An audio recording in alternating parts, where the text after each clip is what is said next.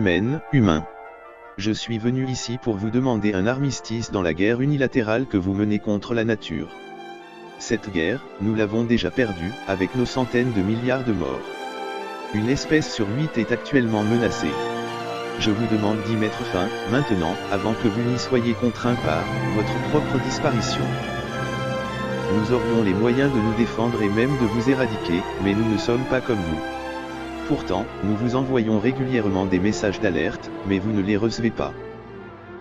Le réchauffement climatique.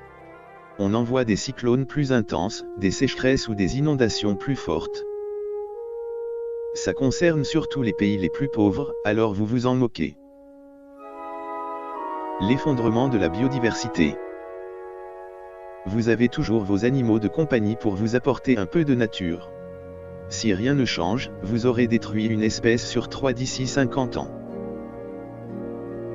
De désespoir, on a envoyé le Covid-19. Une bagatelle à environ 6 millions de morts, alors que dans le même temps vos véhicules en ont tué à peu près autant, et surtout votre malbouffe en a tué 4 fois plus, et ça, dans un silence assourdissant. Mais cette fois vous avez été ému car, c'est votre monde occidental, celui qui est le principal responsable de la situation, qui a payé le prix fort. Imaginez simplement 2 étés semblés sur la planète. Imaginez vos comportements civilisés dans les supermarchés. Nous avons bien ri à vous regarder vous battre pour du papier toilette. Que ferez-vous pour du pain, du riz, des œufs?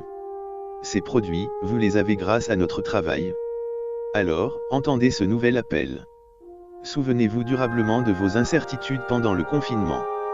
Cessez d'adorer le veau d'or, ne vénérez plus l'argent et la voiture, arrêtez de voyager en avion, ne produisez et n'achetez que du sain et du durable.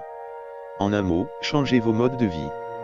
Partageons cette planète, la seule qui nous soit viable et accessible, avec tous les êtres vivants présents et futurs.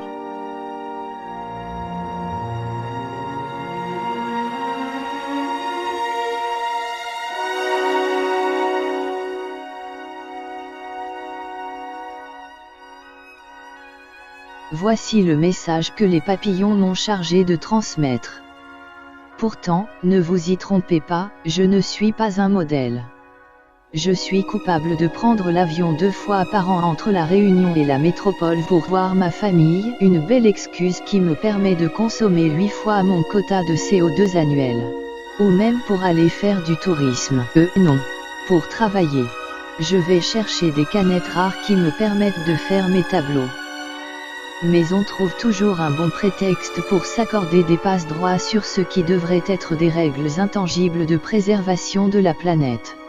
Ce n'est que tous ensemble que nous pourrons y arriver, pas avec le sentiment de faire des sacrifices mais avec la joie d'être fiers de nos actes et pleins d'espoir. Améliorer la qualité de vie, ce n'est pas consommer plus, comme on nous fait croire. C'est consommer moins mais mieux. Emboîtons le pas de tous ceux qui nous montrent le chemin de la vertu écologique. Agissons pour garder la tête haute devant enfants, petits-enfants. Que leur dirons-nous? Laissons-leur l'espoir d'un monde viable, rendons-leur le sourire de l'insouciance face à l'avenir, rendons-leur la gaieté.